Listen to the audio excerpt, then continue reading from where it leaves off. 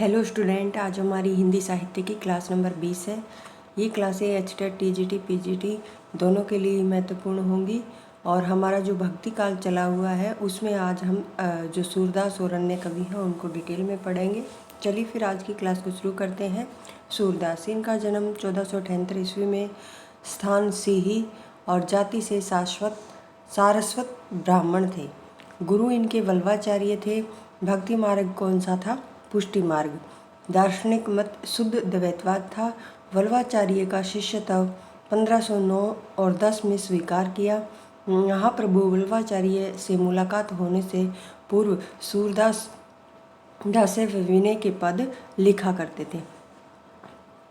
बाद में सूरदास की भक्ति भावना में बदलाव आया। वे सख्य, वात्सल्य, माधुर्य भाव के पद लिखने लगे। वल्लभाचार्य से सूरदास की मुलाकात गोघाट पर हुई थी। और सूरदास की जो प्रमुख कृतियां हैं कौन कौन सी हैं? सूर सागर, साहित्य सारावली, सूर सारावली। सूर सागर को ब्रज भाषा का वाल्मीकि, जीवन उत्सव का कवि, हिंदी साहित्य गगन का चंद्रमा, वात्सल्य व श्रृंगार का सम्राट, सच्चा रस मगन कवि आदि उपनामों से जाना जाता है। सूरदास की जो ख्याति का आधार है वो सूरसागर है। माना जाता है कि सूरदास ने लगभग 1.25 लाख पदों की रचना की, जिनमें से अब केवल 5000 प्राप्त होते हैं। सूरसागर की रचना श्रीमद् भागवत पुराण के अनुकरण पर 12 स्कंदों में की गई। सूरसागर में बाल लीला संबंधी पद अधिक हैं। सूरसागर के पद स्कंद में विनय संबंधी पद हैं। सूरसागर में कृष्ण जन्म से लेकर मथुरा गमन तक की कथा गीति मुक्तक शैली में वर्णित है। सूरसागर को राग सागर भी कहते हैं। सूरसागर में कवि ने श्रीमद् भागवत पुराण की 10वें स्कंद की कथा को विस्तार से गाया है। आगे है, सूरसागर का सर्वाधिक मार्मिक व हृदय स्पर्शी प्रसंग भ्रमर गीत प्रसंग है। सूरदास के भ्रमर गीत का संपादन रामचंद्र शुक्ल ने भ्रमर गीत सार शीर्षक से किया है।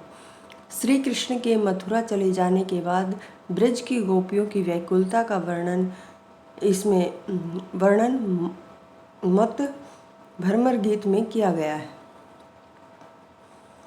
आगे है, मथुरा में श्री कृष्ण के मित्र उद्धव को निर्गुण उपासक ज्ञानी व योगमार्गी है।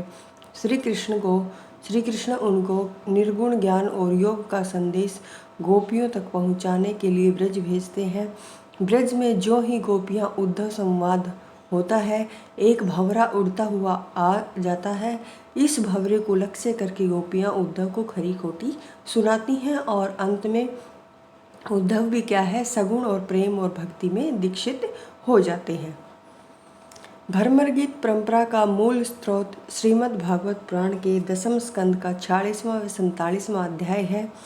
हिंदी भ्रमर गीत परंपरा की जो अन्य कृतियां हैं वो कौन कौन सी हैं? भंवर गीत है, देखिए, नंददास का। भ्रमर दूत है, सत्यनारायण कवि रतन का। उद्धव स्थक है, जगन्नाथ रत्नाकर का। सूरदास का भ्रमर गीत मुक्त काव्य है, जबकि नंददास का कैसा है? प्रबंध काव्य।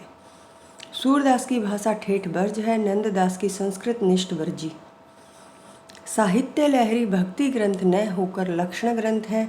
साहित्य लहरी में एक पद मिला है जिसमें सूरदास ने अपनी वंश परंपरा दी है। कौन सी में? साहित्य लहरी में। उनके अनुसार चंद्रवरदाई के वंशज ठहरते हैं। सूरदास की तीसरी प्रमुख रचना है सूर सारावली, जिसमें सूर सागर का क्या है? सार माना जाता है। सूरदास की मृत्यु पर गोस्वामी विठलनाथ ने कहा था, पुष्टि मार्ग को जहाज जात है, जाको जो कछु लेना होए सो लेऊ। बहुत ही मोस्ट इम्पोर्टेंट पंक्ति है, अच्छे से याद रखेंगे। अगले हमारे जो कवि हैं वो हैं नंददास, और इनका जन्म 1533 ईस्वी में हुआ। तुलसीदास के चचेरे भाई माने जाते हैं। वार्ता साहित्य के अनुसार गोस्वामी विठलनाथ के शिष्य थे। अष्टछाप के कवियों में सर्वाधिक काव्य शास्त्रीय नंददास को माना जाता है। अष्टछाप में सूरदास जी के बाद नंददास का ही नाम आता है। ये रामचंद्र शुक्ल का कथन है। आगे है, नंददास को जड़िया कवि कहा जाता है।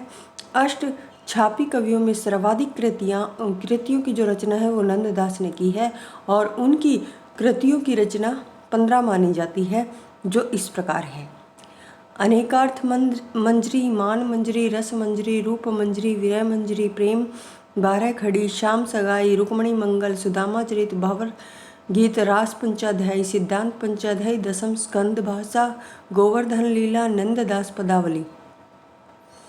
रामचंद्र शुक्ल ने नंददास की 3 पुस्तक और मानी है।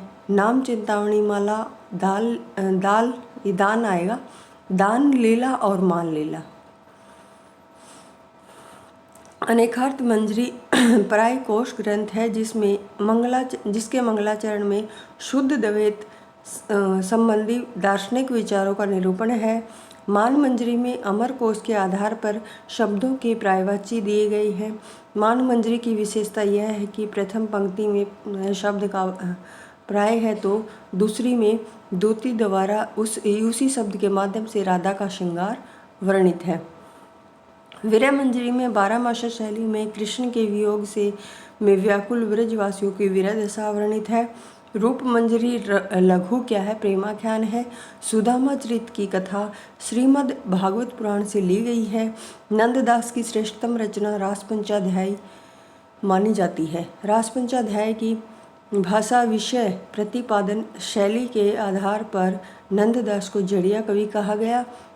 रास पंचाध्यायी जो है वो रोला छंद में लिखी गई रचना है। इस कृति को वियोगी हरि ने हिंदी का गीत गोविंद कहा है। नंददास की दूसरी रचना सिद्धांत पंचाध्यायी है जिसका संबंध रास लीला से है। आगे हमारा निम्बार्क संप्रदाय शुरू होगा, इसको हम अगली क्लास में करेंगे। अगर आपको ये क्लास पसंद आए तो चैनल को शेयर और सब्सक्राइब जरूर करें। धन्यवाद।